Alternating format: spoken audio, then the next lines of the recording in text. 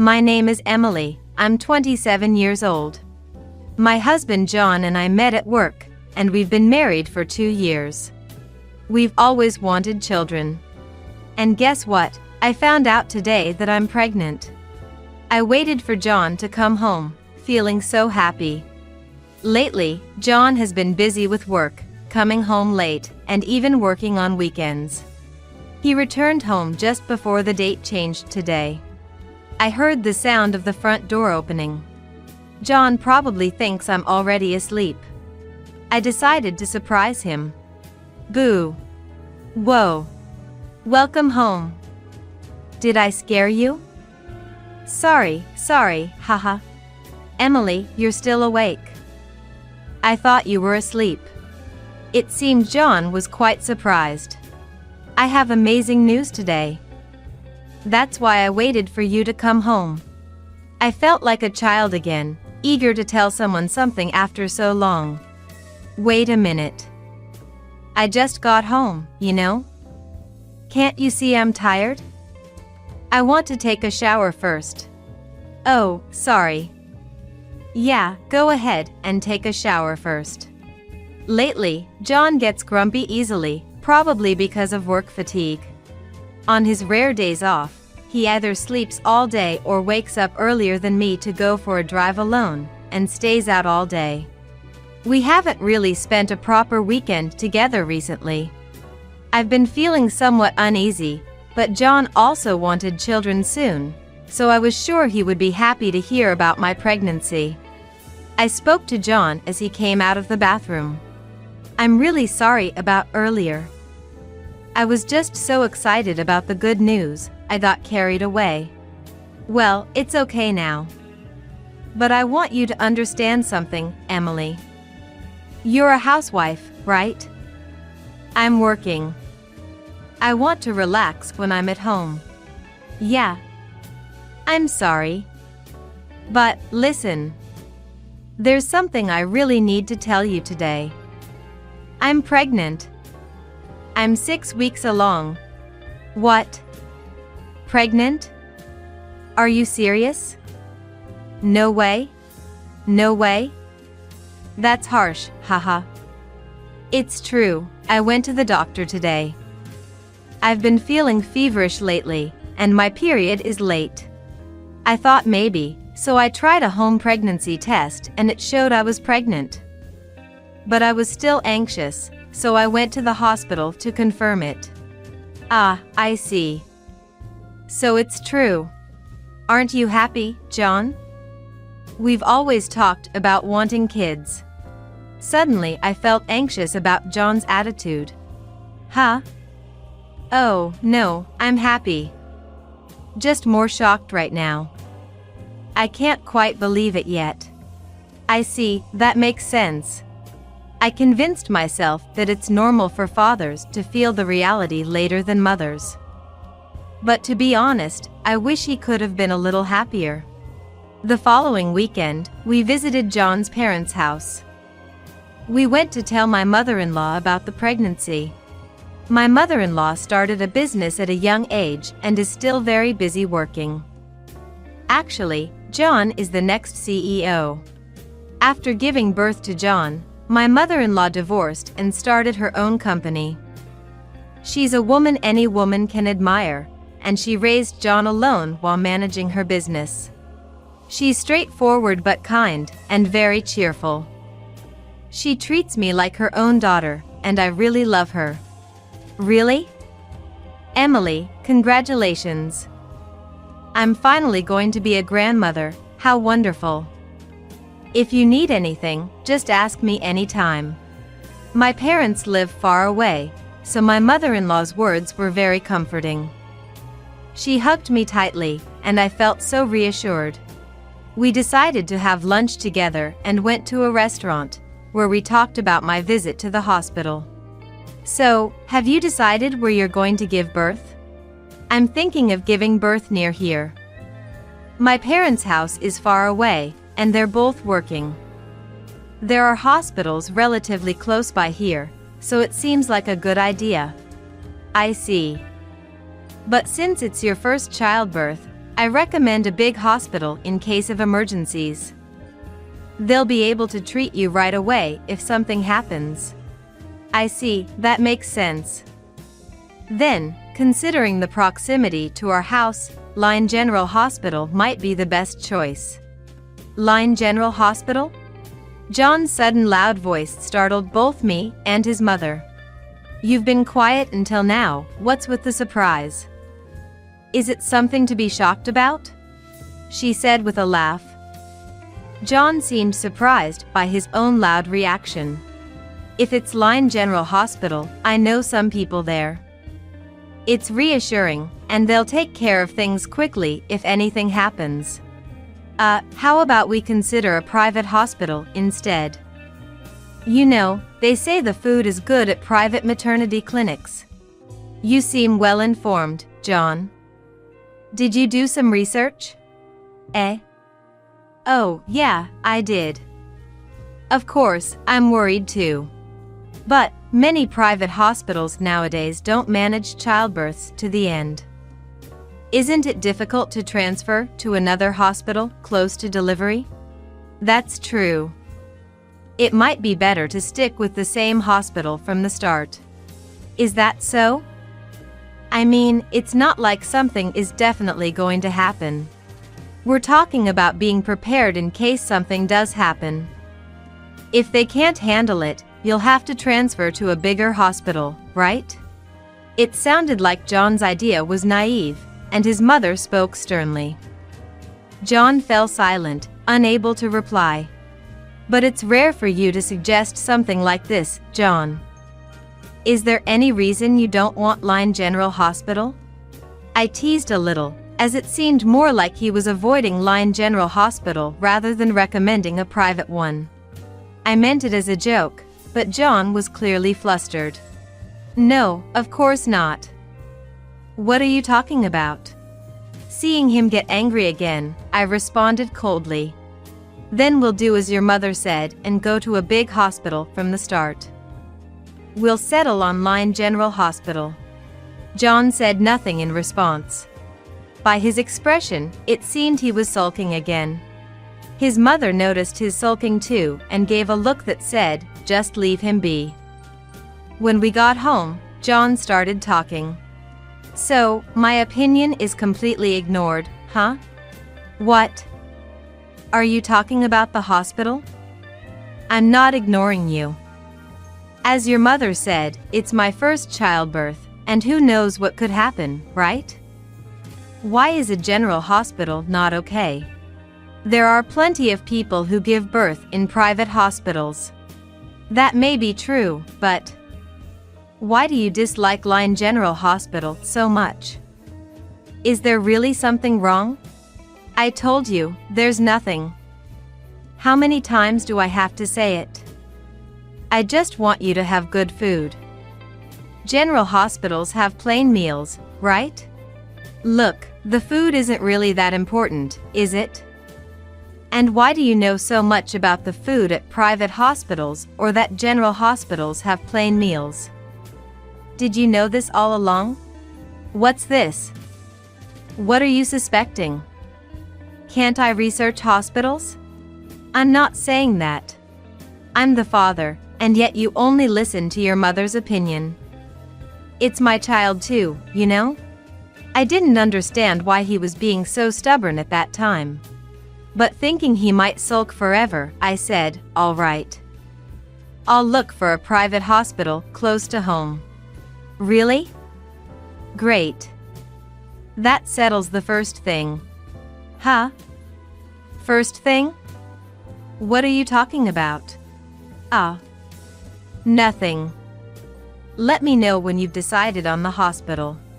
I wanted to retort, aren't you going to help me search, but I kept quiet. Eventually, I found a maternity clinic near our home and started going there. As morning sickness became more severe, there were days when I couldn't get up due to nausea and drowsiness. Then, John started keeping carbonated drinks and sparkling water at home for me. And that wasn't all. Since the hospital's weight management was strict, he also ordered low-calorie, easy-to-make foods in bulk. Honestly, I didn't think he could be so considerate, so I felt like I discovered a new side of John after getting pregnant. I was happy, feeling that he really cared about our unborn child. When I was 8 months pregnant and my belly had grown significantly, we decided to go shopping for baby clothes on John's day off. It was time to start preparing in earnest for the baby's arrival. "John, let's go buy baby clothes today. We need to check what's missing and be ready for the baby's arrival at any time." "Ah, right. But, didn't we just do that recently? Didn't you say we got everything last time?" I was puzzled. I had gone with his mother, but John had never come with us. And it wasn't recently either. That was a long time ago. We're still missing a lot. Eh? But we just went to Line Store recently, right? We bought a lot then, remember? We bought so many pink clothes because the baby's a girl, haha. I was carrying all the stuff, I can't forget that, haha. Hearing this, I was speechless. Our baby was known to be a boy. Buying a bunch of pink clothes didn't make sense. As I was speechless, John turned to me. "Girl? Pink clothes? We talked about having a boy, right? Whose child are you talking about?" Realizing his mistake after my words, John started making excuses in a panic. "Eh? Wait. What did I say? You said a girl. That we bought a lot of pink clothes?" I shouted, almost crying. Hey, don't get too worked up. It was just a mistake." "A mistake? You said you were carrying the stuff. How could you mistake that? Who did you go with?" I mean, it was just a slip of the tongue." "Ah, might as well say it now." After a moment of thought, John continued. "Actually, there's a girl at work who's pregnant right now. Her due date is around the same as yours, but she's unmarried and planning to have the baby. She asked me to come shopping with her. I was unsure whether to tell you or not, thinking you'd feel upset if I said I went shopping for another child. So, I didn't tell you and just went. I got mixed up with that time. Sorry. As he spoke, John's eyes were darting around, clearly agitated. "Unmarried? Why is she unmarried?" "Well, I don't know that much." "How would I know? Where is she giving birth?" Then John muttered softly. "I think she said Line General Hospital."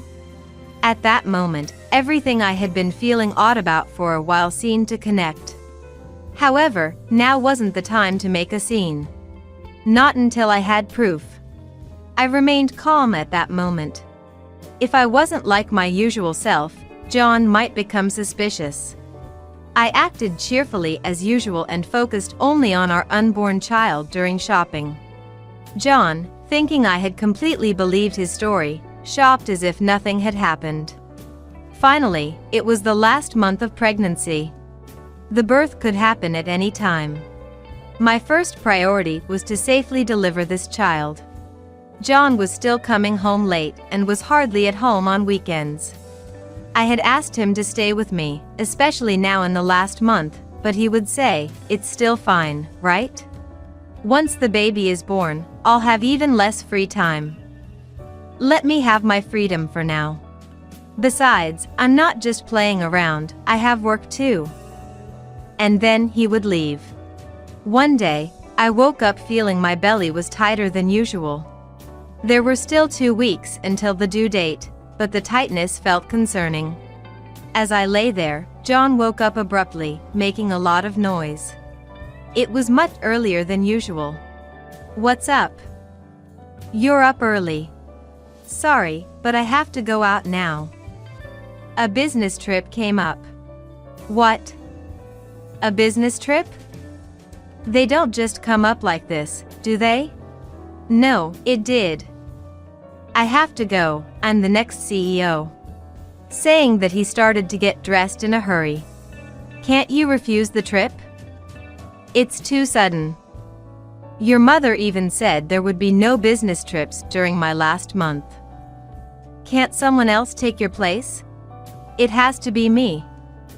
I'm the only one who can do it. They're anxious, and I need to go quickly. What have you been saying? A job that absolutely needs you? I feel my belly tightening today. Maybe the baby will be born today. It's your first birth, and they often come late, right? You'll be fine today, won't you? You'll be? What do you mean by that? As if someone else's child is being born today, huh? Ha ha. Hey, what are you joking about? I didn't say that. Anyway, you'll be fine.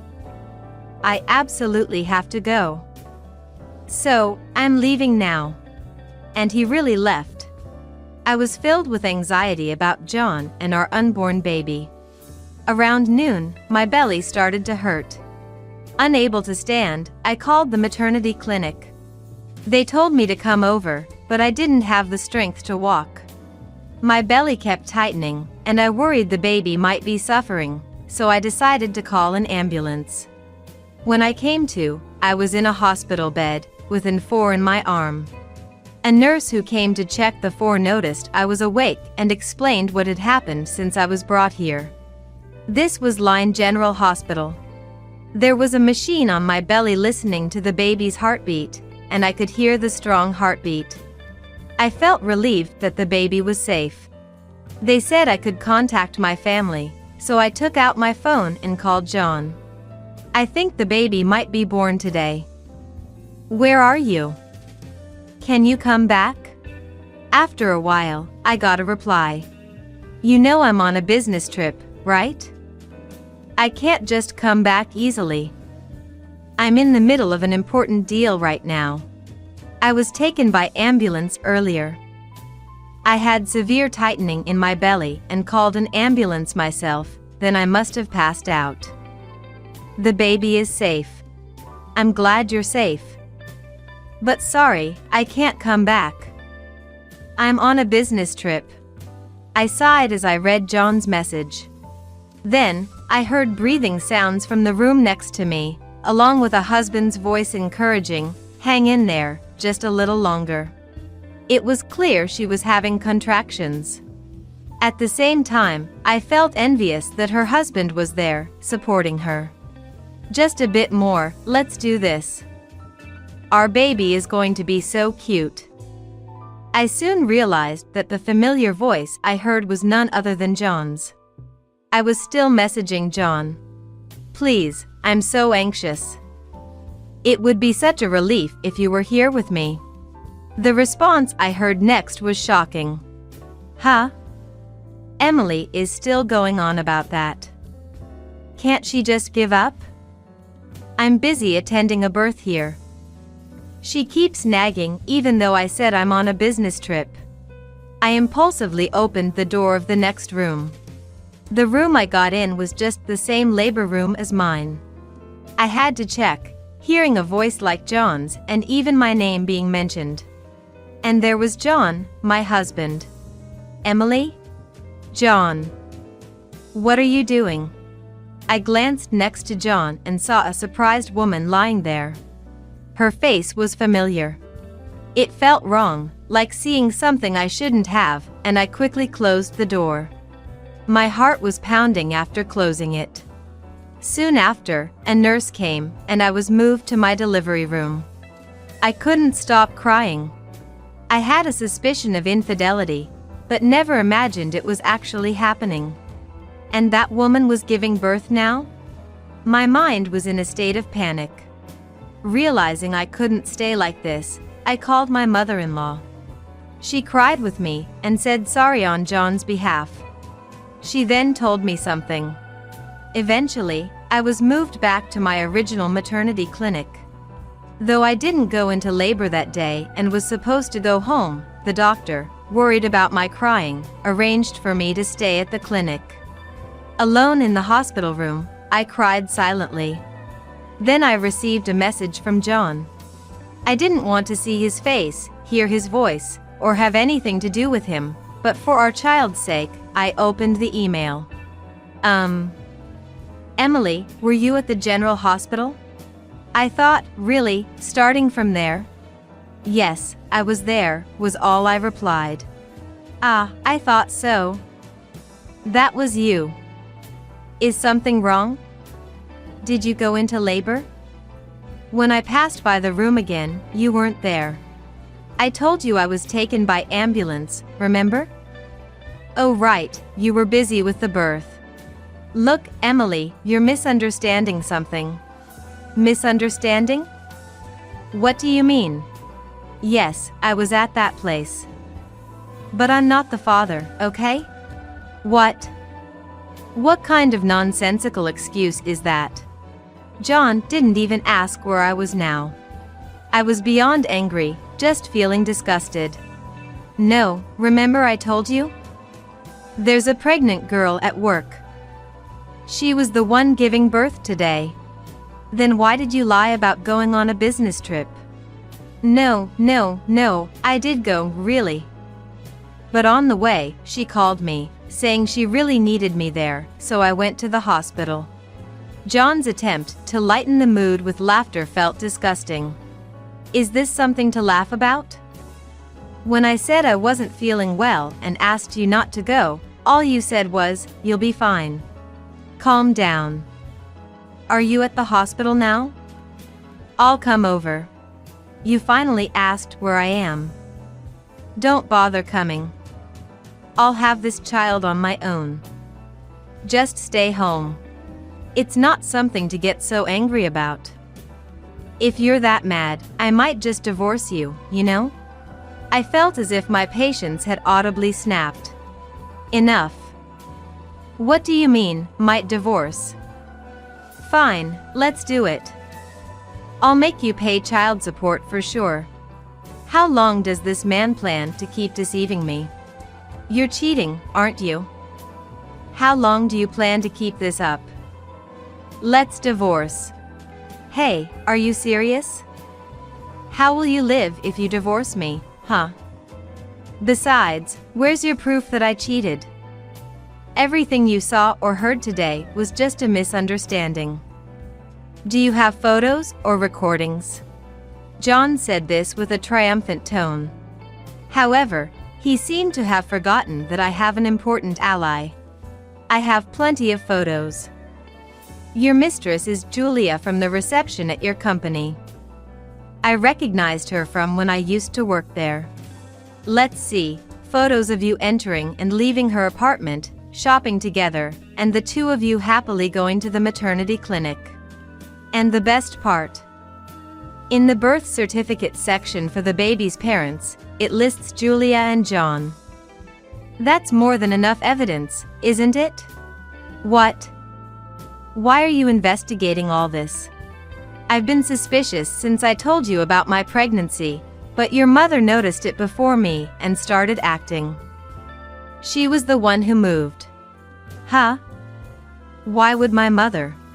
Remember what your mother said? She has acquaintances at Lyon General Hospital.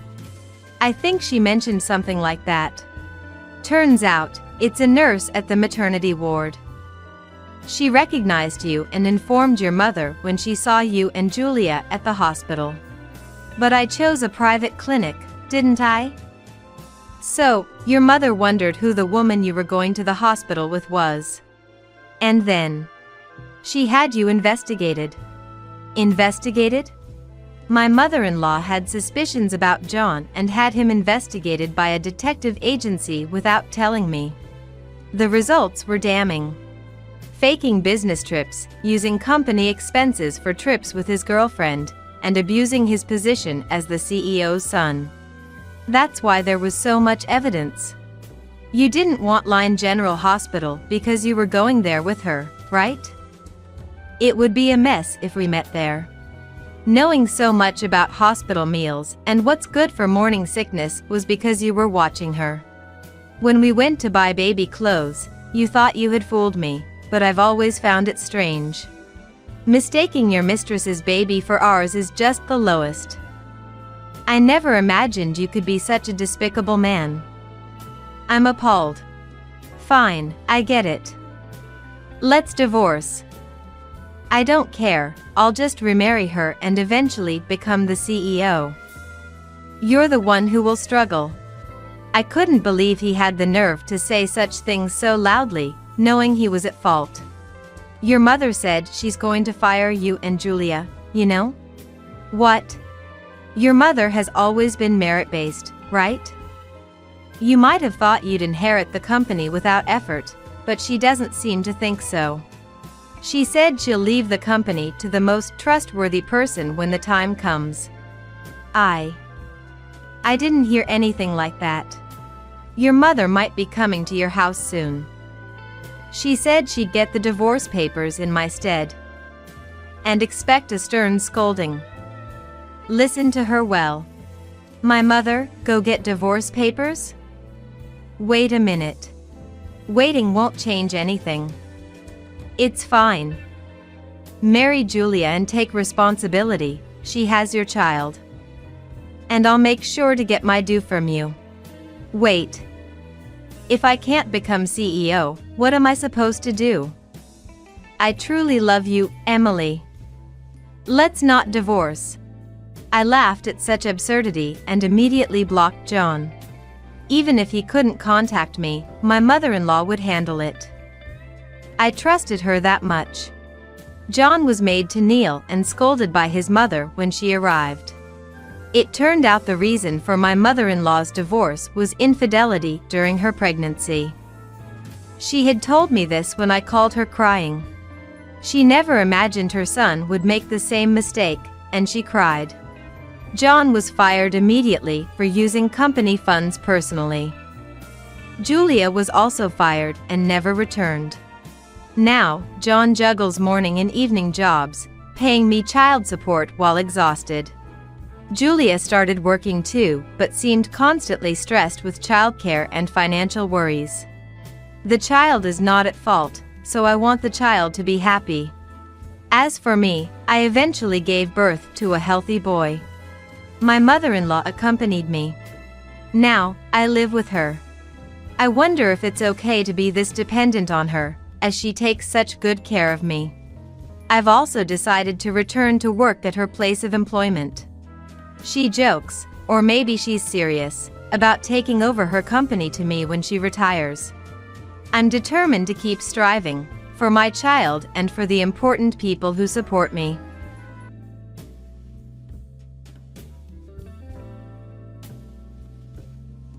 I'm divorcing you, a fat, lazy woman who doesn't do housework. Raise the kid yourself. My husband betrayed me and said he would remarry my sister. Since I became pregnant, I had a feeling that something was wrong. But I never imagined that he would go after my blood-related sister. It's like a story out of a drama, but this is undeniably reality. Okay, I get it. It's enough. Here's the divorce papers. Seeing my husband happily writing the divorce papers. But now, my counterattack begins. My name is Elena, I'm 32 years old. I've been married to Sean for 3 years now. We wanted children but couldn't get pregnant. And just as we were considering fertility treatments, I got pregnant with our first child. We did it, Elena. We're finally going to be parents. When we confirmed the positive pregnancy test, my husband was teary-eyed with joy. Really? I'm so happy. But we have to go to an OB/GYN tomorrow. Still, I have a feeling everything will be fine, just my hunch though. The next day, I nervously went to the OB/GYN, and the doctor confirmed with an ultrasound. Congratulations! You are pregnant. I could see for myself that I was indeed pregnant. I was so happy that I emailed my husband from the hospital waiting room. I'm pregnant. Just entered the 5th week. We'll have to tell our families once I'm in my 2nd trimester. The email was read immediately, and he replied. Really? That's great. Thank you. Elena, be careful on your way home.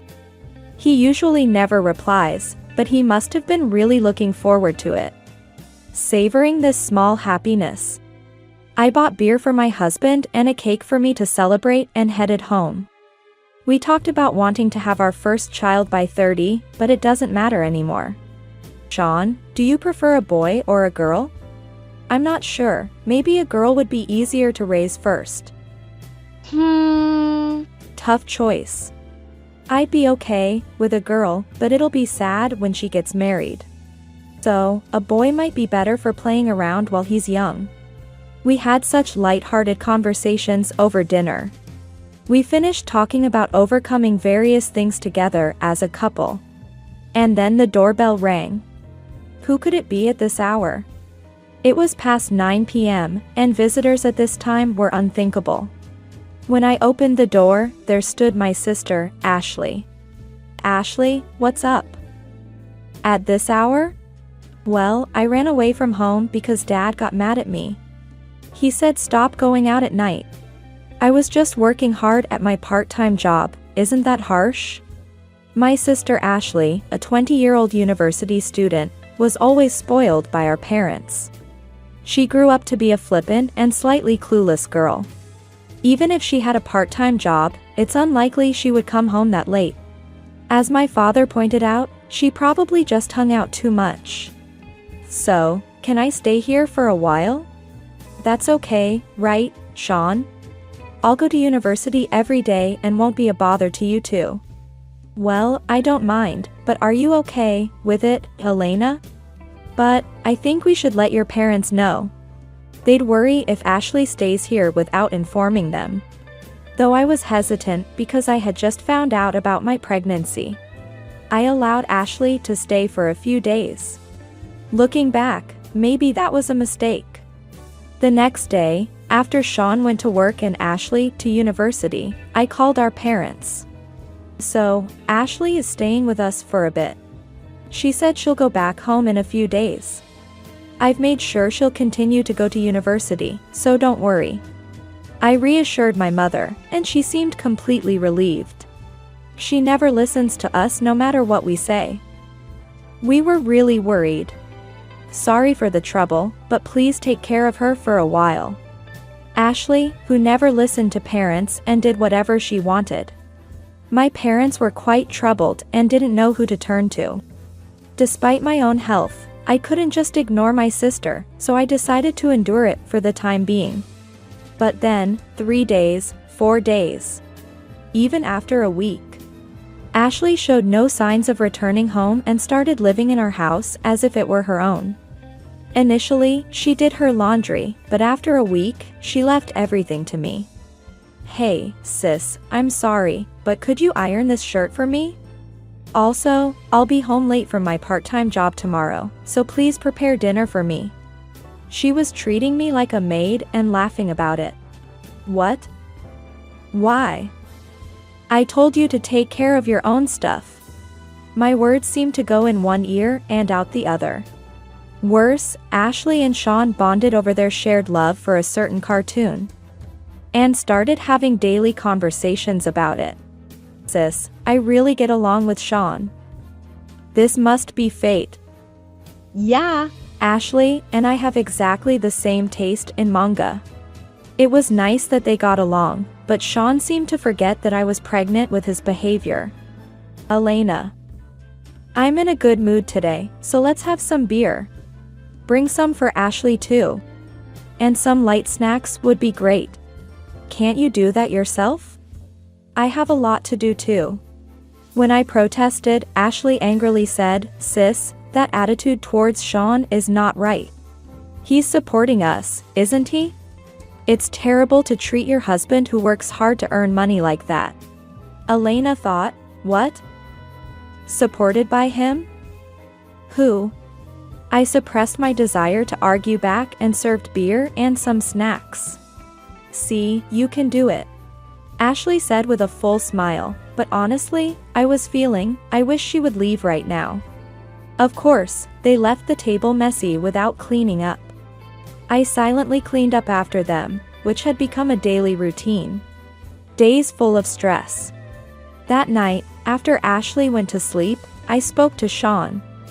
Hey, you do realize that I'm pregnant, right? This lifestyle is not normal. Isn't it normal to ask Ashley to take care of her own things? Yeah. But honestly, Ashley is still just a child. So, I thought it would be useless to tell her anything. Sorry about that. He apologized, but it was clear that he didn't mean it. The next day and the day after, he continued to ignore me and had fun with Ashley. I was so upset that I finally spoke to Ashley. Hey, I didn't say it earlier, but I'm pregnant. There's a baby in my belly. So, it's fine for you to stay, but I need some help around the house. What? Sis, you're pregnant? Seriously? I thought you were just gaining weight recently, but you were actually pregnant. Got it. I'll try to help out with Shawnee as much as I can. Did she just say a Shawnee? Yes, they had become close over the days and started calling each other by their first names. Shawnee and Ash. Moreover, they used to sit across from each other at meals. But recently they started sitting side by side, laughing and touching. Just looking at them almost made me nauseous. I felt I had to intervene, so I called our parents. I'm sorry, but I need you to come and pick up Ashley. I didn't tell you, but I'm pregnant. I can't take care of Ashley anymore, please help. I told them everything about Ashley's recent behavior. How she doesn't do any housework and acts arrogantly. And how she and Sean drink and make noise every night.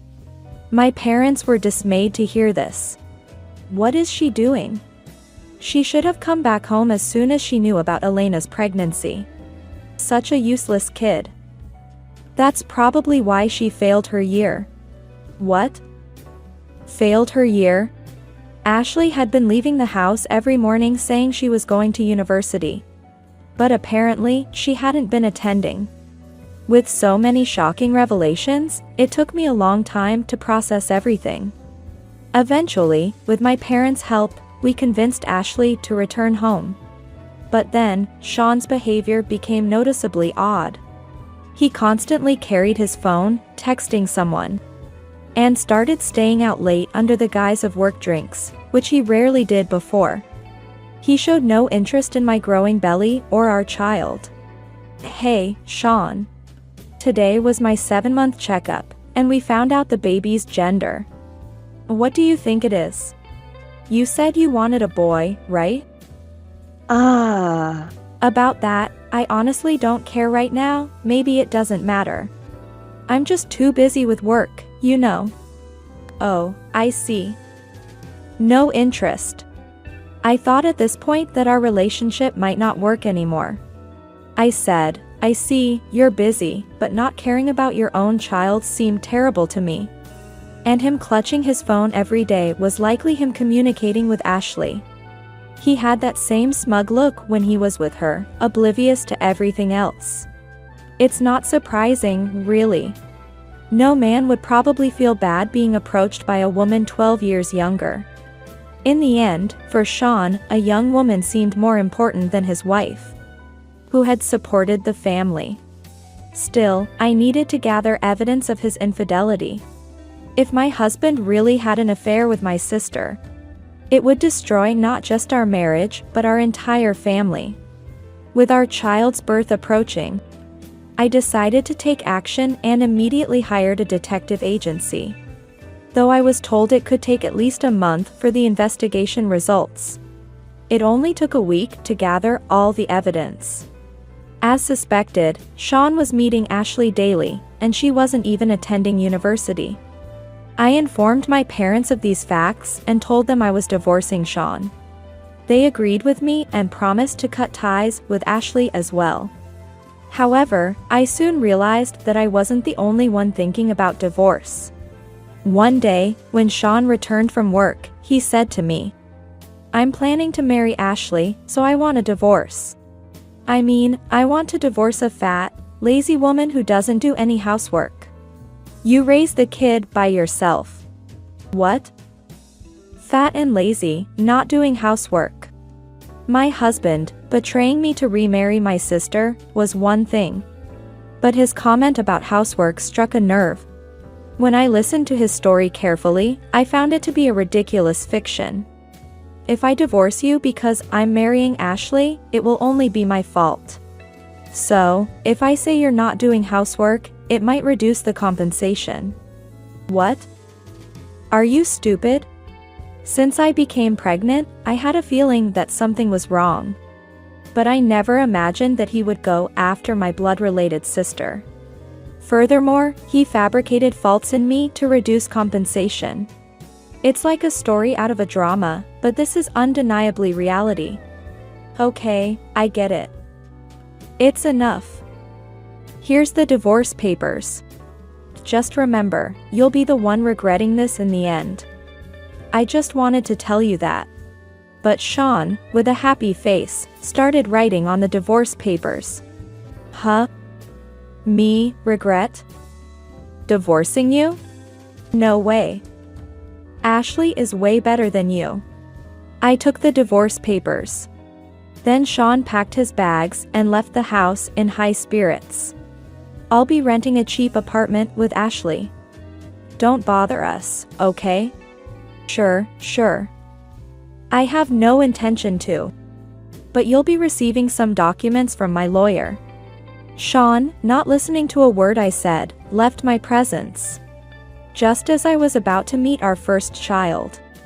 That deluded man walked into a hellish future of his own making. Now, it's time for my counterattack. A month passed, and while I was at my parents' house for childbirth, my phone was flooded with calls. Panic calls from my ex-husband. Elena?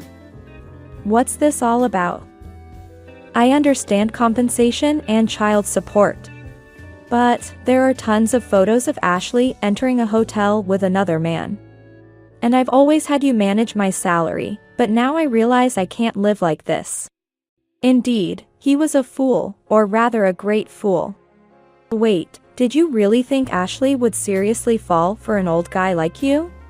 She's a man-eater and a habitual offender. Still repaying compensation for her affairs with married men. What's that all about?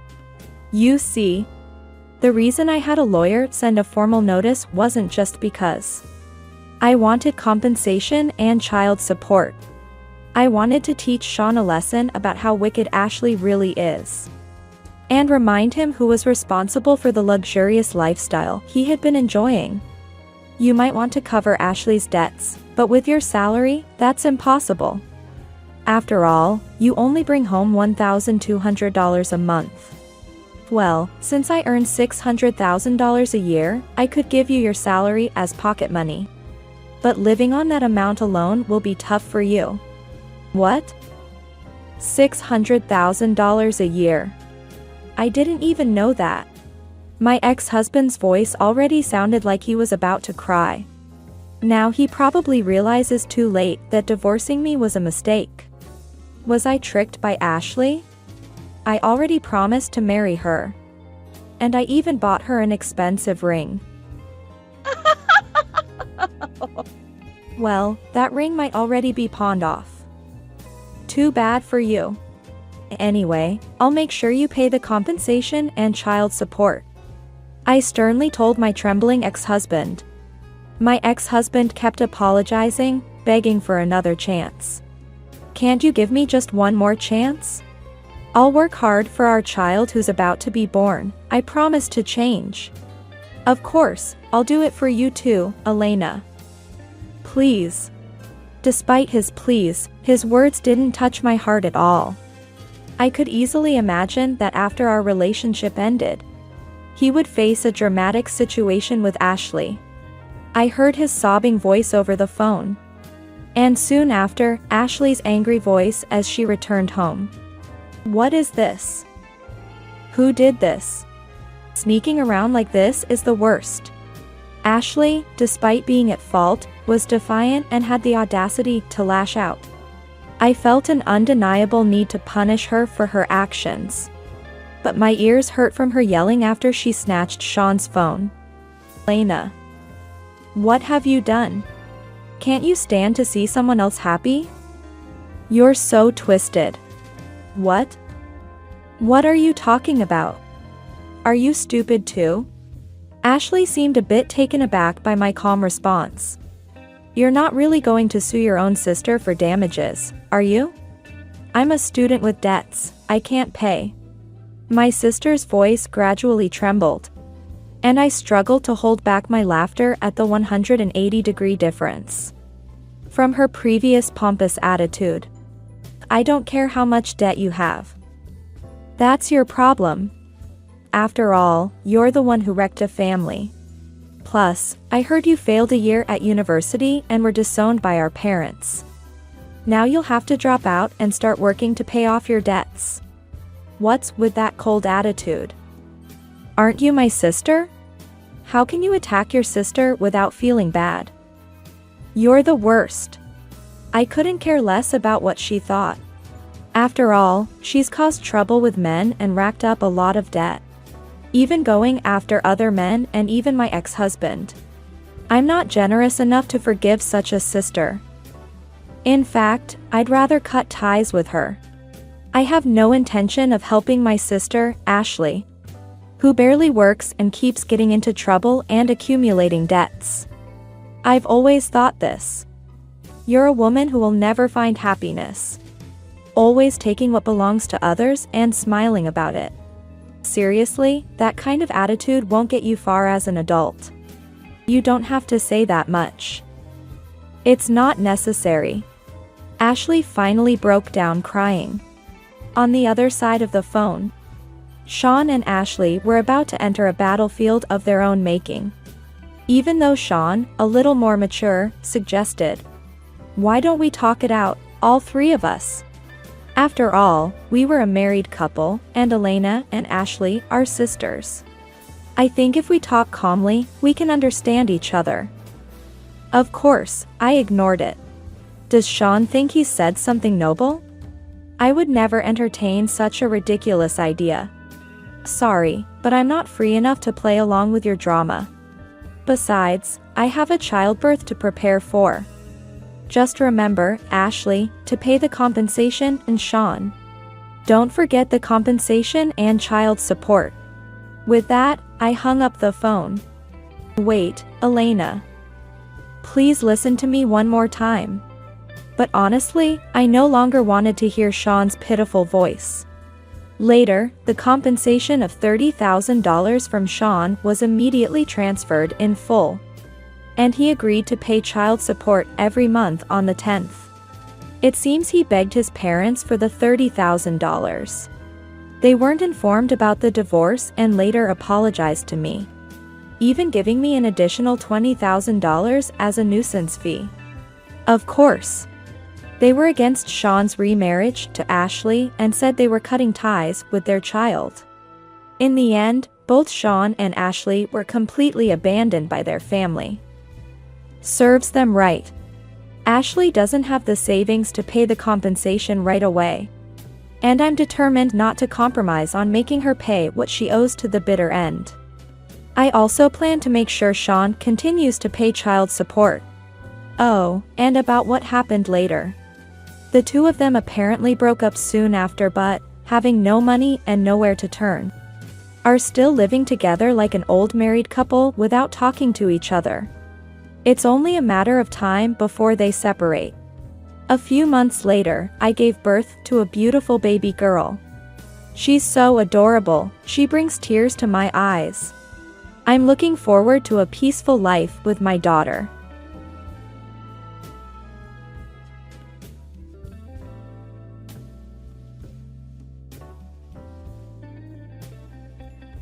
I'm Emily, a 60-year-old housewife. Last year my husband retired, and we've been spending our time together. But I felt it was a waste to do nothing at home, so recently I started working a part-time cleaning job in the mornings. I want to work and earn money while my body still allows. Besides, working outside allows me to interact with various people and helps alleviate loneliness. Emily, here you go. We had a lot of bell peppers and eggplants in the garden, so I'm sharing some with you. Wow, thank you so much. I'm so happy to receive so much. At the cleaning job, there were many people around my age, and I could talk about various things. Some were like me, having too much time on their hands, while others had 10 grandchildren and were quite busy. There was never a shortage of conversation topics, and I always enjoyed my time at work. I have 2 children of my own. My eldest son, John, works for a major automobile manufacturer. He has always loved cars and has said since he was a child that he wanted to work in the automotive industry. 6 years ago, he married Rose, a woman he met through an acquaintance, and now they have a 5-year-old daughter, Julia. Julia was born with a disability in her legs and has been living in a wheelchair. When she was little, it was difficult to find a nursery school for her, and I often took care of her. Initially, she seemed lonely, but now she says she looks forward to seeing me. She has big round eyes and adorable brown hair that's naturally curly. My daughter, Erin, moved abroad after graduating high school to attend university in the UK. She married a British man and now lives in New York. I'm proud of how well she's grown up. That's how my life has been, quite peaceful, but recently I've been facing a certain problem. It's about my eldest son and his wife. When I finish work and check my phone, there are several missed calls from my son. Hello, what's happened? Mom? Sorry for the sudden request, but can you take care of Julia? Both Rose and I are busy with work and can't look after her. The call was about suddenly needing me to take care of Julia. That's fine, but I just finished work and can't get there immediately. Even if I hurry, it'll take at least 30 minutes. That's okay. Then, see you in 30 minutes. Saying that, my son quickly ended the call. Lately, I've been getting a lot of calls from my son asking to take care of Julia. Rose works the same part-time job as me, yet she often leaves Julia with me even on her days off. According to Rose, it's because taking care of Julia, who needs a wheelchair, is tough. Indeed, caring for a child in a wheelchair might require a lot of physical strength. There are times when one would want to take a break. With that in mind, I headed to my son's house. When I rang the doorbell, Rose came out. Sorry, mother-in-law. Actually, 2 people at work called in sick with a cold. I really had to go. I see. That's tough. I'll look after Julia, so you go ahead and focus on your work. Thank you. Well, I'm off then. Not only was the increase in calls for my son concerning, but I also felt a certain discomfort towards Rose. Rose's job is supposed to be in a restaurant. Restaurants usually have strict rules about makeup, hair color, and nails. But lately, Rose's makeup has been heavy, her hair color bright, and she even has subtle nail polish. Not all restaurants prohibit nails, and some may allow them if the job is just to serve food. Maybe my way of thinking is outdated. I couldn't help but mutter to myself. Julia, Grandma is here. Julia? What happened? That bruise? I was surprised to see a large bandage beside her eye and couldn't help but raise my voice. I fell from my wheelchair earlier and hit the table. Fell? Were you trying to reach for something? Yeah, that's when I fell. Julia was smiling while saying this, but she seemed pale. Could she have hit her head? I decided to ask my son about Julia's injury. Yeah, I heard from Rose. Apparently, a butterfly flew into the room while she was doing laundry, and she fell from her wheelchair trying to chase it. A butterfly? But I thought Julia didn't like insects. Did she really chase after a butterfly? I don't know.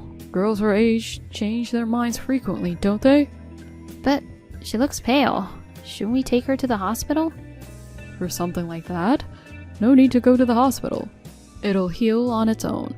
If she throws up or faints, then we'll take her. Otherwise, it's fine. After saying that, my son, citing his busy work schedule, hung up.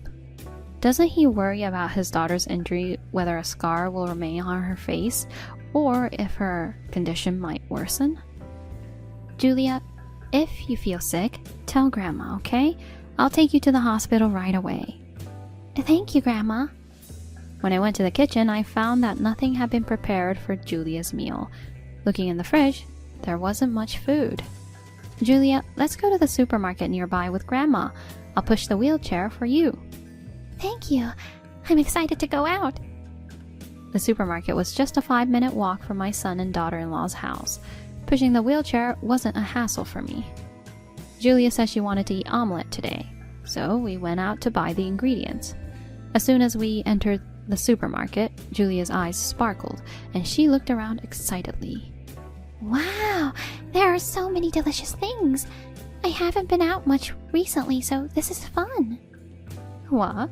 You haven't been out? What has your mom been doing? When I asked this, Julia briefly averted her eyes. Perhaps there was something she felt she shouldn't say. Lately, both Dad and Mom have been busy with work, so we don't get to go out much. Julia's voice was soft, and she sounded a bit sad. I see. You must feel lonely.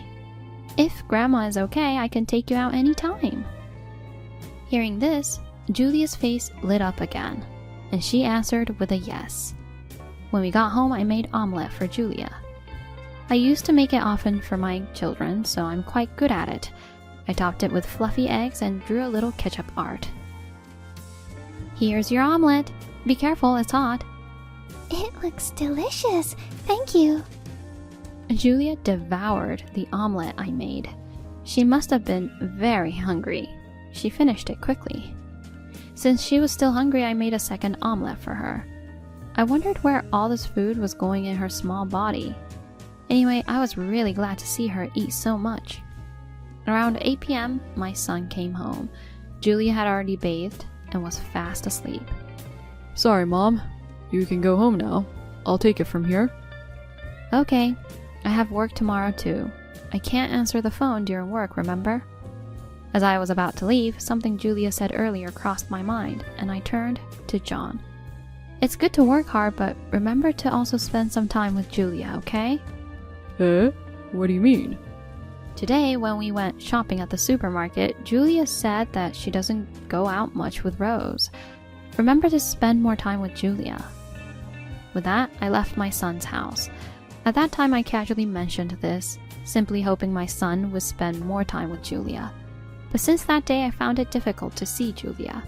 I had received a lot of mandarins from a coworker and thought of sharing some with my son and his wife, so I tried to contact them. Hello, John. I got a lot of mandarins from someone at work today. I thought I'd share some with you. Sorry, I'm busy with work. Maybe some other time. With that, he abruptly ended the call. Even when I contacted Rose, I got the same response about being busy with work. Until that day, they used to rely on me for everything, but since then, I stopped receiving such calls. Did I say something unnecessary, or did I do something to make them angry? Either way, I couldn't find out the truth, as I couldn't meet them, and time just passed by. 3 months had passed since I couldn't see Julia. The season had changed from summer to autumn. This happened when I was having tea with coworkers at a family restaurant after work. Suddenly, my phone rang. It was a call from my eldest son. Surprised by his call after such a long time, I hurriedly answered. Hello, what's up? Is something wrong? My colleagues, seeing me rush to answer the phone, looked tense and watched me. Mom, sorry for the sudden request, but are you free the day after tomorrow? The day after tomorrow? I don't have anything special. It's my day off. Really? Actually, Rose and I are planning a trip abroad, but it seems Julia can't come. Could you, sorry to ask, take care of her for 3 days? I answered the phone thinking something might have happened, but it was just a request to look after Julia like before.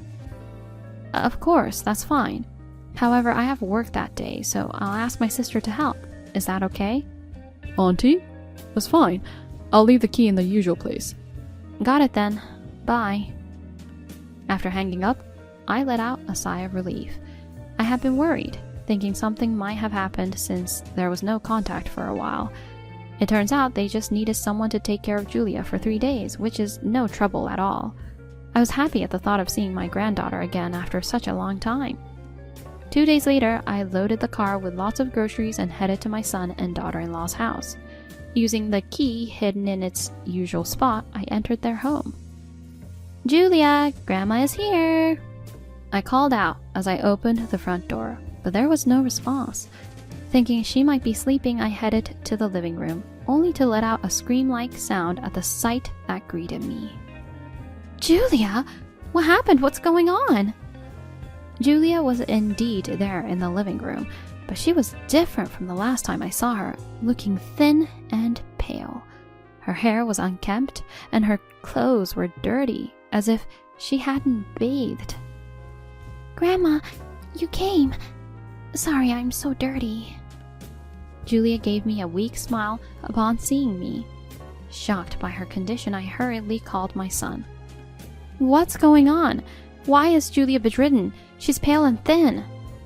I couldn't help raising my voice in shock, despite Julia being right beside me. Oh, she's been a bit willful lately. I told her if she's going to be that way, she needs to take care of herself. "But to leave your daughter in such a state and go on a trip? You're her parent, aren't you? Don't you care?" I couldn't believe what I was hearing and became emotional. To think they would leave their bedridden child and go on an overseas trip so carefree. I was furious at his insensitivity. However, my son unexpectedly lashed out in a response to my words. Sure, you have experience raising kids, but have you ever taken care of a child with a disability? Do you even know how hard it is for us? Even so, this is too much. How would you feel if you were treated the same way? Oh, so annoying. If you're going to complain that much, why don't you take her in? Grandparents can adopt their grandchildren, you know. After saying that, my son hung up. I was at the end of my patience and consulted my husband. I had always discussed matters about my son with my husband, but he believed that we, as elders, shouldn't interfere in the younger generation's parenting, so he had been silent. But he was unaware of this situation. My husband, who came with my sister's car, was shocked and in tears at the sight of his changed granddaughter. My sister researched and found out that grandparents can indeed adopt their grandchildren. With the parents' consent, custody could be transferred to us. My sister and I took Julia to the hospital. She was weak, but fortunately we found her in time to prevent anything serious. "Julia, if you're okay with it, would you like to live with us? Of course, if you want to stay with your parents, we'll respect that." When I asked Julia, she immediately said she wanted to live with us.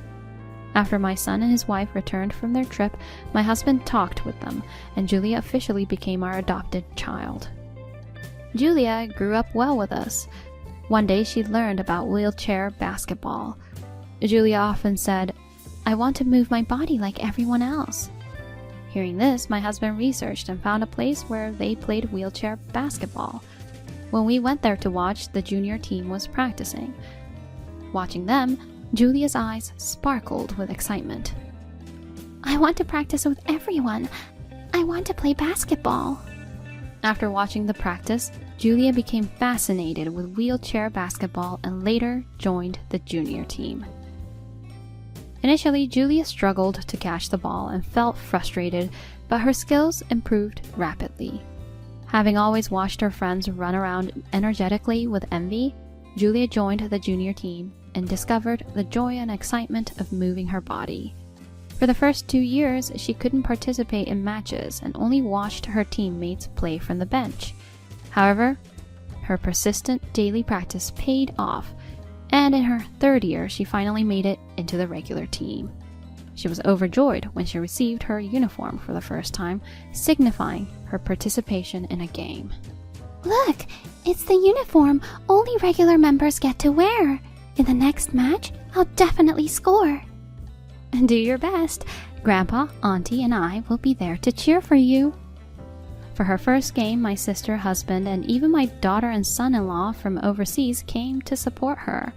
The excitement of her granddaughter's first match was palpable. On the day of the match, the opposing team was one of the strongest in the region. Her first game against such a formidable team, I couldn't help but worry. All I hoped for was that Julia would enjoy the game without getting hurt. But as the match progressed, our team was surprisingly holding its own against the strong opponents. The game was a back-and-forth battle, with each team taking and then losing the lead. In the second half, our team got a chance for a free throw, and the one to take the free throw was Julia. Her face, usually smiling, was now tense with concentration. "Julia, stay calm.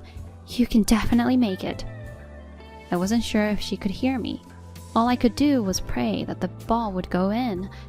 As the ball left Julia's hands, it went straight into the goal net. The moment her shot was successful, cheers erupted from our side of the stands. This ignited her confidence, and she aggressively went after the ball. Again and again, she shot towards the goal net. The tentative movements from the first half were gone, replaced by assertive play in the second. Time flew by, and the final whistle of the match blew. The result was a victory for Julia's team. They had won their first match, and against a strong team no less. This was a significant victory for the team. After the match, a large number of reporters gathered around her. Her performance in her first game was remarkable, fearlessly attacking time and again against a strong team. This event was even broadcasted on local news. At school, her friends said things like, "I saw you on the news yesterday." and "You were so cool."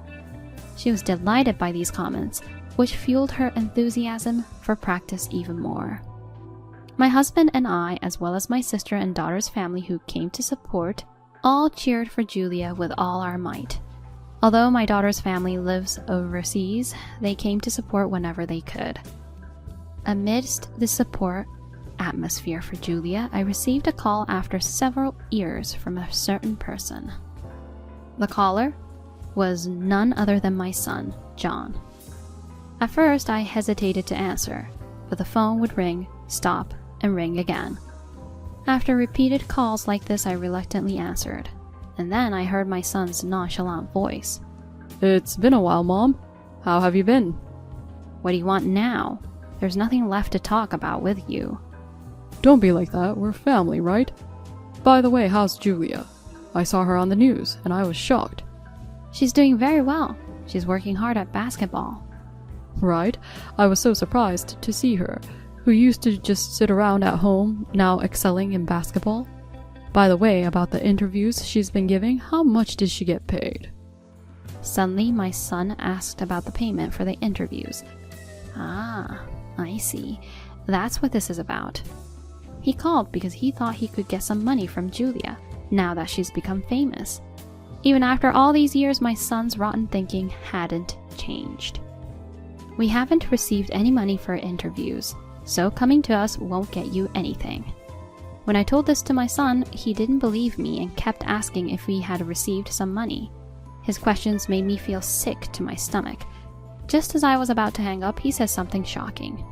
"Then return Julia to us. She's a golden egg. She'll definitely earn a lot of signing money in the future. We'll take good care of her then." For a moment, I couldn't believe what my son was saying. Could a parent really speak such words? The more I listened, the more nauseated I felt.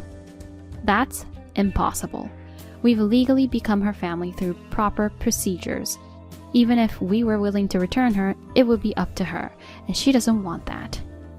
At these words, my son became furious, repeatedly demanding Julia's return. When I asked why he suddenly wanted her back, it turned out he was in debt. After their extravagant lifestyle, they had accumulated a significant amount of debt. Despite it being their fault, they were trying to make Julia pay for it. I thought it impossible to let her live with such corrupt people. With that mindset, it's even more impossible to return her to you. Please, don't contact us anymore. It's a nuisance. Saying this, I hung up the phone. Julia, who had overheard the conversation, gave me a weak smile. "They haven't changed, have they? I'll never go back to people like that." "I'm sorry you had to go through this. My own son, he's such a disgrace." As I said this weekly, Julia came close to me. "Don't say that. I'm here because of Grandpa and Grandma and the aunts who supported me, so I will never go back to them." Julia's face, now firm and confident, was completely different from when I first took her in. 2 days after I blocked my son's calls, he and his wife showed up where Julia was practicing. Everyone was surprised to see unfamiliar adults walk into the practice session. Julia, it's been a while. Sorry for leaving you alone for so long. But it's okay now, right? Let's live together as a family again? Mommy was always thinking about you, even when we were apart. But now you don't have to feel lonely anymore. Let's live together again, okay? Everyone around was stunned by their remarks. Amidst the bizarre atmosphere, Julia stepped forward and said, Thanks for coming, but my parents aren't you two anymore. They're Grandma and Grandpa. I don't want to live with you, so please, go back. Hearing this, her parents were shocked.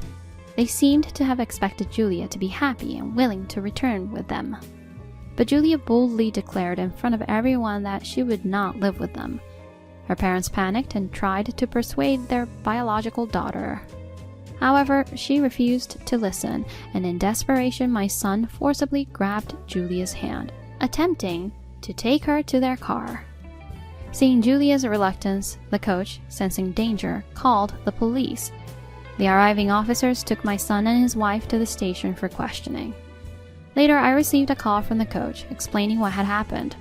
Thankfully, I had previously informed the coach about Julia's complicated background, and I was grateful for their decision to call the police.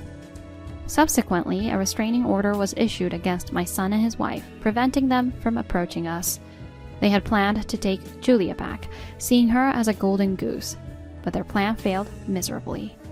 According to the police, their debt amounted to $60,000, a sum that would be difficult to repay. Even though they were my son and his wife, they faced difficulties at their workplace after being taken away by the police and found it hard to stay. My son resigned, and now they both work as temporary employees. They struggle with maintaining relationships at work and have been frequently changing jobs. Meanwhile, Julia continued to excel, leading her team to victory. After the tournament, she started receiving offers from professional teams. Time passed, and now she's in a professional team, practicing harder than ever. Welcome back. How's practice? I'm home. It was really tough. My legs and arms are so sore, but I'm working hard to contribute to the team as soon as possible.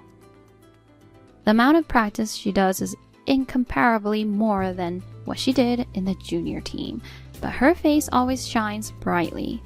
I often think about what her life would have been like if I hadn't found her that day, thin and bedridden, if I hadn't taken her in.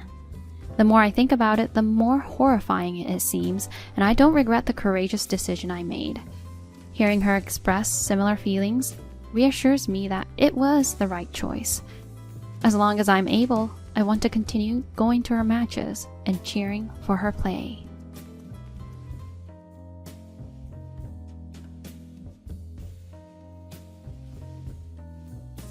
My name's Emily.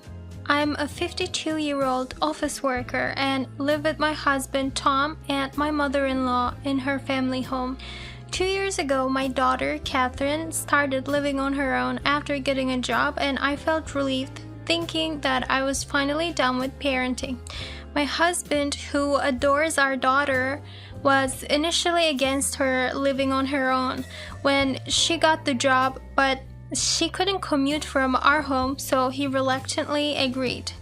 The mother-in-law I live with is a kind person who doesn't torment her daughter-in-law, but recently her legs have been weakening, and she started walking more slowly. I thought she wasn't yet in need of care, but perhaps not wanting to be a burden on us, she mentioned, maybe I should start looking for a nursing home soon. She was looking at flyers for care facilities.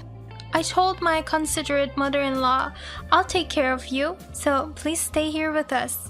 However, she seemed conflicted and said, I feel bad for causing you trouble. I'm thinking of selling this house and using the money to move into a facility, but that might also be inconvenient for you. What should I do? She looked troubled. Since this house belongs to my mother-in-law, I felt we should respect her decision. You don't have to worry about us. Even if you decide to sell this house, we can find a place to live on our own. We'll be fine, I said with a smile. Certainly, a care facility might offer better amenities and perhaps be a more reassuring place for my mother-in-law.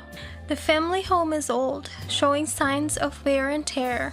It felt like every year some part of it needed repairs, and it seemed close to reaching its limit.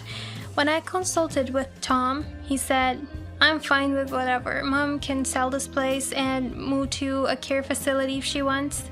Or she can stay here and you can take care of her."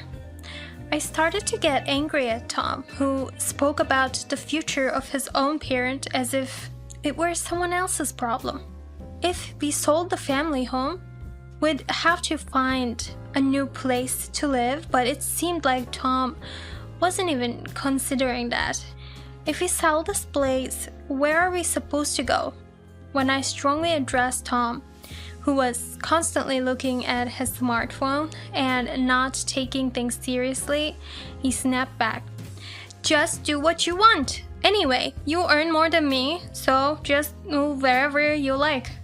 True to his words, my salary is better than Tom's. Ever since our daughter Catherine got a job and we stopped paying for her tuition, Tom hardly contributes to the household expenses and started spending his money as he pleases. Recently, he's been coming home late and often goes out alone on weekends, so I've started to become suspicious of his actions. Tom's father passed away in a traffic accident when Tom was in middle school. Since then, my mother-in-law raised them by herself, so I have deep respect for her due to the hardships she's faced. Because of that, Tom would always do whatever she said, but he never seemed particularly concerned about her future. After we got married, he left everything to me and lacked initiative in almost everything. My mother-in-law, seeing how unreliable Tom was, started discussing everything with me instead.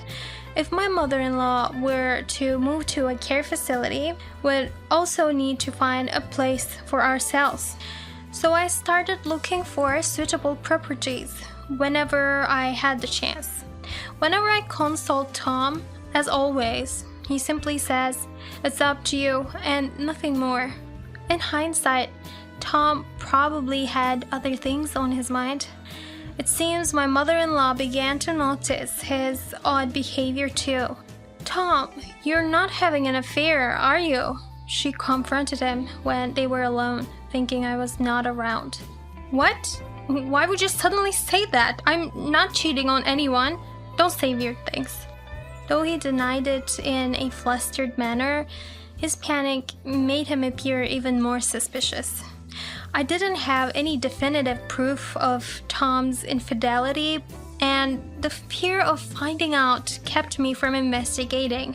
Time just kept passing, and with the issue of our impending move, the suspicions about Tom's affair got pushed to the side. A part of me thought that if he really was cheating, then I could just live by myself in our new place. Amidst all this, I received a call from our daughter, revealing that she needed a re-examination after a health checkup. My daughter looked extremely anxious, so I said, "It's okay. After the re-examination, they'll probably find that it's nothing serious." I tried to comfort her, but deep down, I was genuinely worried. Knowing how much Tom dotes on our daughter, I decided to keep this information from him to prevent him from panicking or doing something rash. I didn't want to worry my mother-in-law either, so I asked my daughter to keep this a secret from everyone else. As my concerns shifted towards my daughter's health, my worries about Tom's suspected affair began to fade, and I stopped dwelling on it. About a month later, we received the results of my daughter's re-examination. It wasn't life-threatening, but she would need surgery. It was a relief to know she could continue working and would only need about 2 months of medical leave, but she still seemed quite anxious. I'm really scared of undergoing surgery. During hospitalization, I can't even wear makeup, and because of the medication, my complexion might worsen. I don't want anyone visiting me, so I haven't told my friends or boyfriend. Learning about her boyfriend for the first time, I teased. So you have a boyfriend now. You'll need to get better soon for him. She blushed but quickly became serious and said, "Please keep this a secret from Dad. He always overreacts. I'll explain to him after I'm discharged." Indeed, Tom tends to lose perspective when it comes to our daughter. Just hearing about her hospitalization or surgery might cause him to create a fuss. I thought that if Tom heard about the surgery, he might stop his alleged affair. But for our daughter's sake, I decided not to mention anything unnecessary. Her surgery was still a while away, so I continued with my usual routine. However, I had to go on a business trip after a long time. Even though I was traveling with my mother-in-law still healthy, I believed everything at home would be okay. But I couldn't help but worry about Tom's actions. I couldn't help but think that Tom, with his infidelity suspicions, would gleefully rush to his lover once he knew I was away on a business trip. Even though I'm not sure if he's actually cheating, the very thought of him being with another person infuriated me. When I informed him about my trip, he responded casually, "That's unusual. Be careful out there." Yet I couldn't shake the feeling he was secretly celebrating. Mother-in-law laughed as she assured me, "Everything will be fine at home, so go without any worries." Given the chance, I decided to inquire about the assisted living facility. "Mother, how is the discussion about the assisted living facility going?" To my question, she replied, "I'm thinking of choosing the one we recently visited." "Is the money I asked for ready?" I had been assisting my mother-in-law by transferring money from another account to the one she usually uses. It seems she decided not to sell the family home and instead use her savings to move into a care facility, and I helped her with that. She didn't carry a lot of cash around, but she said she was nervous about moving such a large sum, so she asked me to go to the bank for her. I had a power of attorney from her, so I was able to transfer her money without any issues. I was surprised to learn how substantial her assets were. When my father-in-law passed away in a traffic accident, in addition to the life insurance, she apparently received compensation from the other party, and it seemed she intended to use that money. Having overheard our conversation, my husband looked puzzled. My mother-in-law then told him, "Since you don't help out at all, I've been asking Emily for assistance. She has greatly helped me, especially with financial matters." She spoke in an angry tone. My husband, seemingly offended by the criticism, sulked and quickly left the room, escaping our presence. It seemed like my mother-in-law hadn't explained much to him about the care facility, so all he knew was what he had heard from me. Now that my mother-in-law's care facility was decided upon, the only concern I had was my daughter's upcoming surgery. But since her hospitalization was still a ways off, I went on my business trip without much worry. When I returned from the 3-day, 2-night trip, I noticed my husband acting jittery for some reason. "Is something wrong? You seem restless," he confessed, with a resigned look on his face. "I took the money from your passbook." In a panic, I checked the drawer where I kept my passbook and card, only to find the card missing. Staring at Tom, I exclaimed, "What? That savings even had the bonus I just received. You were going to use that money for mom's care facility anyway, right? I knew the pin of the card. I gave it all to her. He replied with a smirk, as if trying to justify his actions. Unable to comprehend his words, gave it all to her. I was at a loss for words when my mother-in-law, hearing the commotion, appeared. Seeing his mother, Tom looked panicked. But when she asked, "Did you do something with the money for my care facility?" he responded, "I've used the money intended for your care, so you'll have to enter the facility with the proceeds from selling this house." My mother-in-law looked just as shocked and confused by his statement. For me, the word "her" bothered me more. Who is she? You've been cheating, haven't you? I yelled, and in front of his mother, Tom looked even more troubled. She's not someone I'm cheating with. She's a woman I'm dating, but we haven't talked about marriage yet. Seeing my husband hesitate, I shouted at him, "While you are married to me, you're dating another woman and you don't consider that cheating? Plus, you said you gave her all of my savings and bonus. Using my money without my permission is stealing. I'm not a thief. The money in that passbook was supposed to be for my mother's care facility fees, so it's my mother's money, right? There's no stealing between family members," he shouted back, clearly aggravated. I couldn't understand why he assumed the money in the passbook was for paying his mother's care facility. Although my husband was getting heated, my mother-in-law calmly intervened. "Tom, are you misunderstanding something? I paid for my care facility with my own money, so Emily's savings have nothing to do with it. But more importantly, were you really cheating on her?" Ignoring the question about cheating, he continued to talk about the money. "Didn't I talk to Emily about the money recently? I thought Emily was the one paying for my mother's care facility. Was I wrong?" He didn't have the same bravado as when he previously said, "I gave it all to her."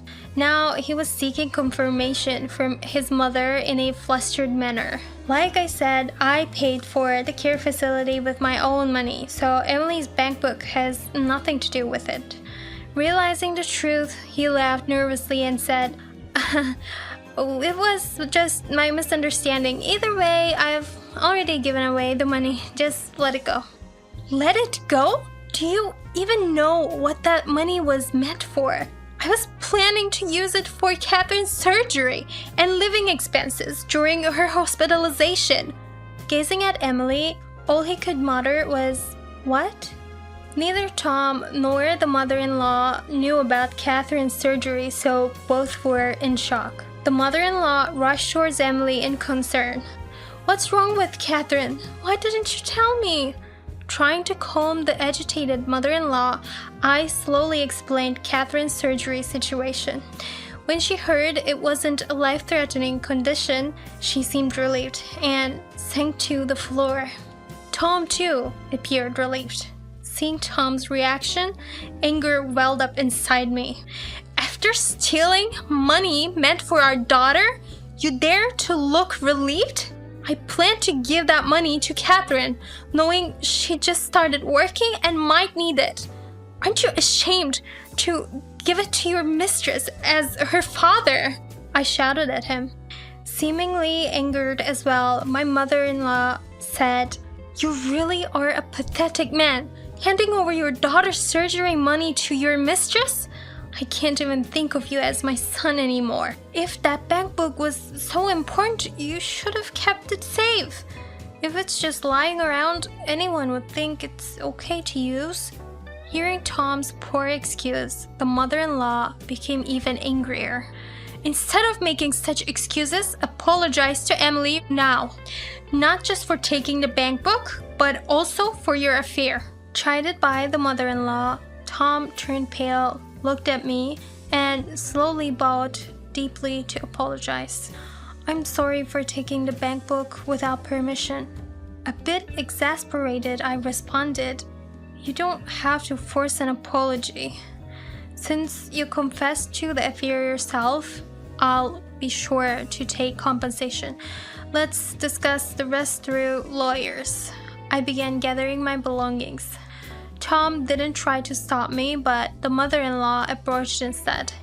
"On behalf of my son, I apologize, Emily. I'm so sorry. I'll repay the money Tom stole. Please use it for Catherine's surgery expenses." She kept apologizing multiple times. "There's no need for you to apologize. After all, it was Tom who took the bank book." But she wouldn't listen. I wasn't planning to give all the money in the bank book to my daughter, Catherine.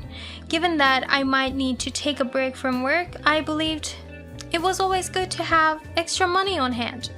It wasn't just about the amount, but the act of stealing someone else's money and giving it to a lover was unforgivable. The mother-in-law seemed to understand this, and while laughing, she said, "If you leave here, I'll dispose of this house and give the money to Emily. You must also take proper compensation from Tom." True to her word, the mother-in-law sold the family home and gave me the proceeds. When she moved into a care facility, she also made me the beneficiary of her life insurance. If I don't return the money that Tom took from Emily, I won't be able to rest in peace. She seemed to be joking, but I would end up receiving far more than what my husband had taken. The divorce proceedings with my husband finished, and I arranged to receive the compensation in monthly installments. Since the family home was sold, my husband lost his place to live. He seemed to have tried to live with his lover, but apparently she promptly refused. It seems that the affair was just a fling for the other woman, while Tom had been free to spend his salary however he wanted until now. He can't continue to spend it all on his mistress anymore. On top of that, since he has to pay me compensation, his take-home pay will decrease even more. After separating from me and gaining his freedom, he got dumped by his mistress and seems to be living a lonely life. I started living with my daughter, Catherine. Her surgery was successful and she returned to work as lively as before. Whenever we have time, Catherine and I make an effort to visit my mother-in-law at her care facility. When Catherine visits, my mother-in-law always seems happy, so I think it's best to let them meet as often as possible. Even though Tom and I have separated and technically my mother-in-law has become a stranger, she will always be Catherine's grandmother, so I want to maintain a good relationship with her. After the surgery, it seems Catherine and her boyfriend are doing well. They might be getting married soon. I'd love for my mother-in-law to see Catherine in her wedding dress and even hold a great-grandchild someday.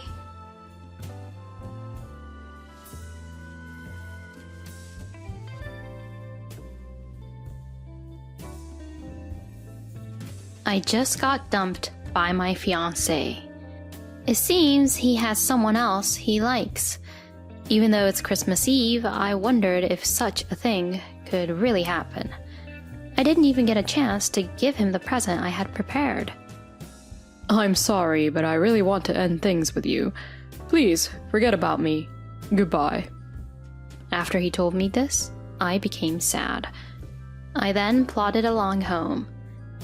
Everyone seemed to be happily watching the Christmas lights and laughing. Lovers, couples, families, everything looked so nice and warm. I felt as if I was the only person alone in the world. I am Alice, a 28-year-old woman. I live in the city and enjoy a reasonable amount of freedom. Even though I was about to get married, I am gloomy now because my fiancé dumped me. I feel so sad that it seems like there can't possibly be another woman in the world who feels the same way as I do. I thought about how I had already told my parents that I would be getting married soon.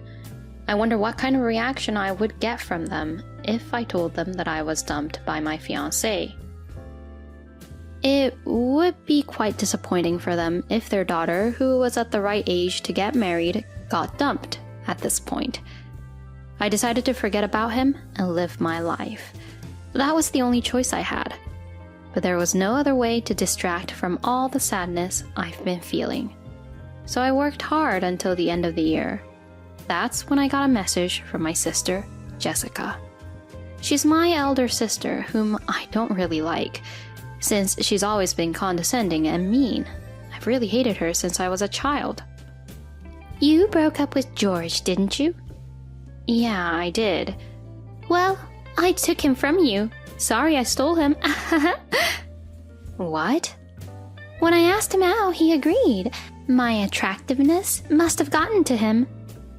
That's mean, Jessica. Why would you even do that? Because a handsome guy who graduated from Harvard is too good for you. Don't get cocky. You're dumb and ugly. I'm not that ugly and I'm not that stupid. Huh? Don't talk back when you're at the bottom. Jessica has always taken my boyfriends. Even the boyfriend I was dating in high school, she took him away from me just because he was handsome. She also took away one of my ex, who was rich. I'm not particularly interested in handsome or rich guys. Sure, it's nice to have a handsome, wealthy guy as a status, but their personality is the most important thing for me. George, who I was dating, was kind to me and interesting to talk to. As Jessica said, he's an intellectual who graduated from Harvard, so he had a lot of knowledge. But Jessica probably targeted George because he's handsome and educated at a prestigious university, as she's always done. I've decided to cut ties with Jessica. I don't want to deal with someone who is this crazy anymore. I'm fed up with being treated like this all the time, so let's cut ties. Huh? I'll do that for you with pleasure. Alright, then we won't contact each other anymore. Goodbye. Bye-bye. And so I cut ties with Jessica. I really wanted to have a good relationship with my sister, but it's impossible. I've been harassed so much that there's no way I could start to like her now.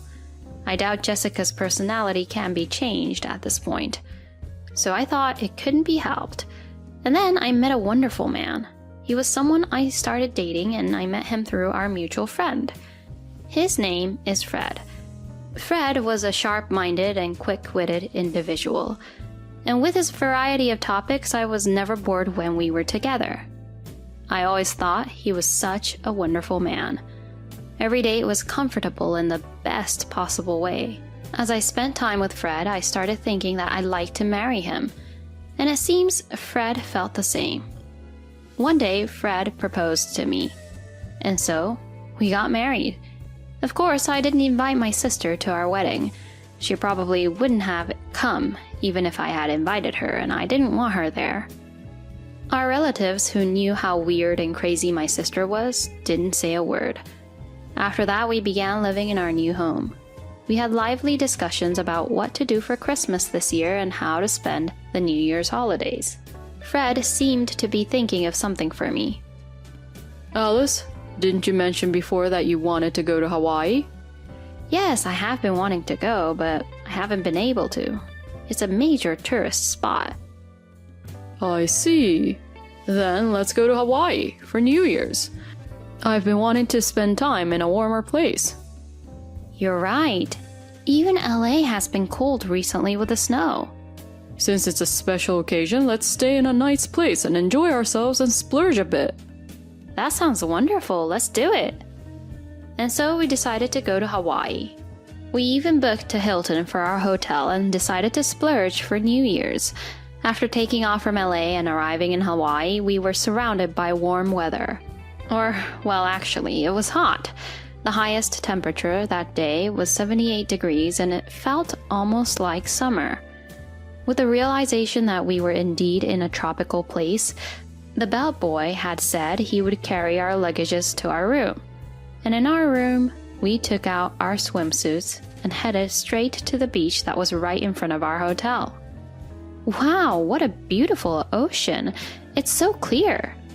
It's amazing. I haven't seen such a beautiful ocean in a long time. Hey, do you think this swimsuit looks weird?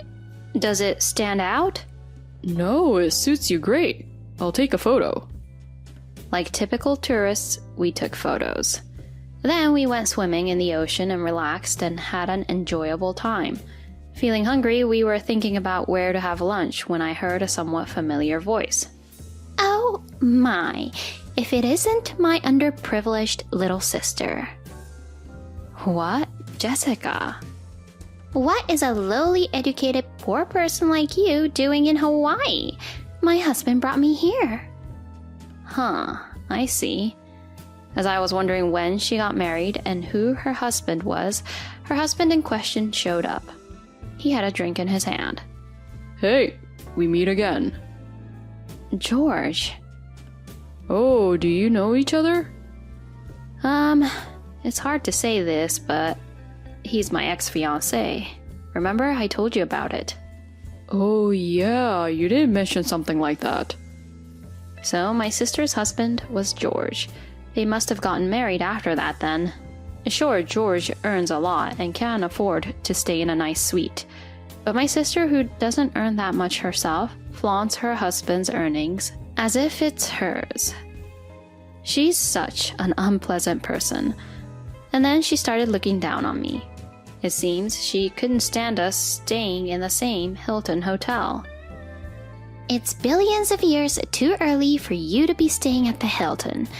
Why don't you low-income people spend the night somewhere around here instead? Excuse me? Oh, you just graduated from some technology institute or something, didn't you? Only stupid people would go to places like that. What kind of a science girl are you when you're on the same level as the stupid people? Oh, please, don't make me laugh.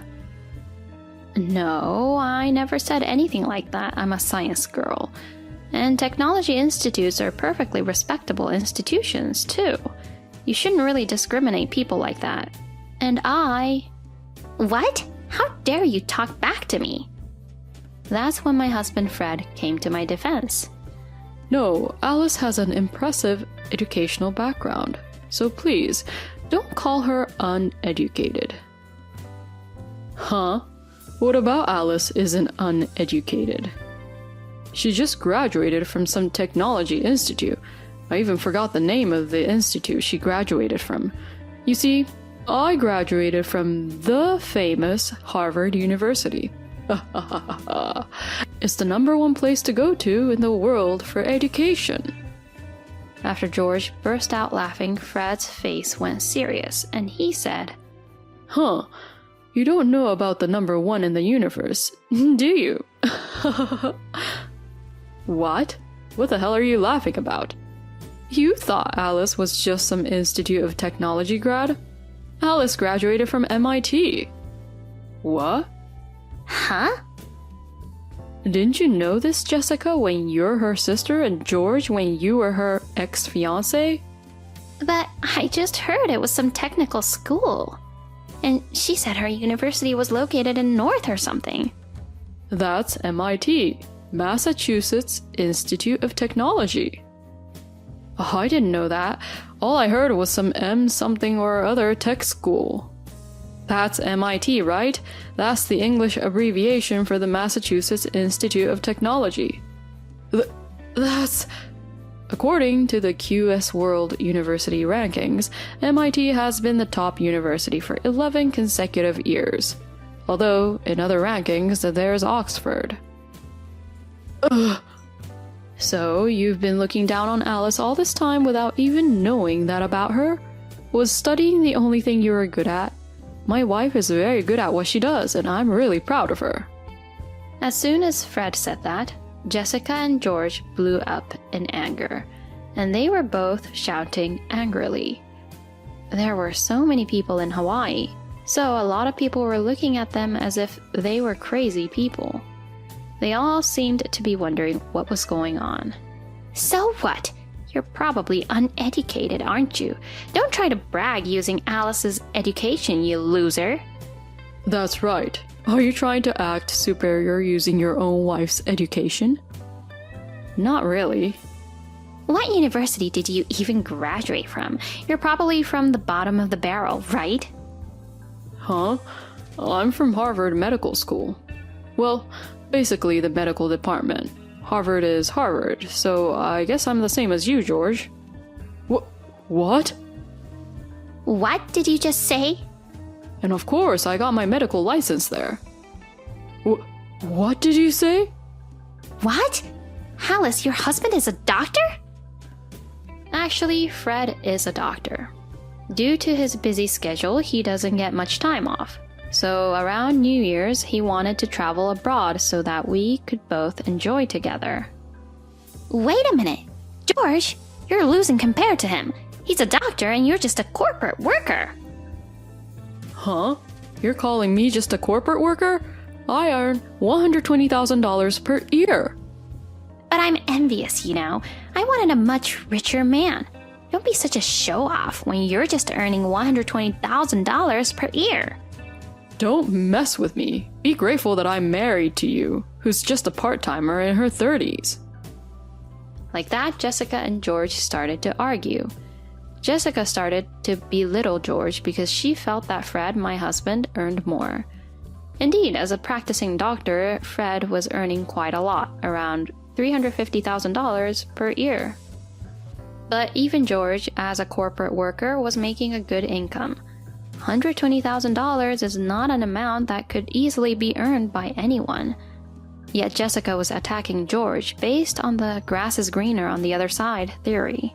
I thought it was hypocritical of her to brag about her high-income husband a while ago, even though she was working part-time ever since she graduated from college. She had been calling me uneducated and low income, but I wanted to ask her about herself. Jessica did not graduate from a not-so-prestigious university, nor is she an employee of a major company. But she simply looked down on me just because she didn't like me. The reason she didn't know until now that I graduated from MIT was simply just because of her assumption she had towards me. I wanted to go into science, so I knew I wanted to go to a university that had an engineering department. Among them, this university was particularly calling out to me. I studied every single day in order to get acceptance from this university. Then I became a student at MIT 1 year later than all my other peers. I studied so much for the SATs. With SATs, I had spent a year preparing to get into MIT, so Jessica thought I was a shut-in who can't belong into a society. Then I went to MIT, but Jessica seemed to think that I was her pathetic little sister who had wasted her time and only got accepted to a bottom-of-the-barrel technical college. Jessica didn't talk much to our parents, so she probably had misunderstood this whole time. Normally, she wouldn't think about such a thing, but Jessica is selfish and doesn't listen to anyone. Oh, I'm hungry. Let's go eat somewhere nearby. Yes, let's leave these people and go somewhere. Wait, won't you be with me? Huh? Hey, Mr. Doctor, my heart is pounding. Is something wrong? Can you check me? No, Jessica hugged Fred. Fred was clearly uncomfortable. At that moment, another man passed by and yelled at them. Hey there, sir! Stop! Stop! Huh? What are you doing to my honey? She's my sweetie. John! Huh? What's going on? I'm John. I live here and this woman is mine. Are you okay? Hey, this woman is my wife. Huh? Your wife? She's my woman. We had a good time together yesterday. Exciting. Hey, what do you mean? I'm sorry. Actually, yesterday, while you weren't here, I was at his house. She's got a beautiful body. How thrilling. You son of a... How dare you cheat on me? I'm sorry, I just got carried away. I wondered if she had lost her mind. It seemed that Jessica had been having an affair with this local Hawaiian man named John. I wondered why she would do something like this even when they came to Hawaii for the New Year. Fred and I just watched them in disgust. George, of course, with his attitude, had been spewing insults and looking down at John. But John didn't back down either. It turned into an aggressive verbal argument, and because George threatened him, the police was called on him. And then they were all taken away by the police. They all looked scared, being taken by the police. Even a slight threat can lead to police involvement or being sued. And if you anger the police, they might even resort to using a weapon. I thought George would have known this, but I guess he forgot. Then Fred and I decided to go back to the Hilton, get dressed up, and then go to a restaurant. The meals and dishes were all very delicious, and I was so hungry that I ate them all. I saw Jessica at the Hilton, but she looked really worn out. She was wandering around, dragging her feet as if she had seen a real ghost. Then it seems that Jessica got divorced. Of course, she was apparently asked to pay compensation by George for the damages she caused. To be honest, I thought she got what she deserved. Jessica, who had always belittled me and made fun of me, should just go to hell. She said she had no money because she had to pay for compensation, and cried to me. But of course, I ignored her plea for help. Jessica even changed her phone number just to call me. I think she's counting on Fred's money now. If she has the time to do such things, she should work more seriously. And she should swear in her life to never make fun of others ever again. I heard from a mutual friend that George was hospitalized due to stress. I don't know what happened after that. From now on, I plan to work hard at my job and house chores to enjoy life with Fred.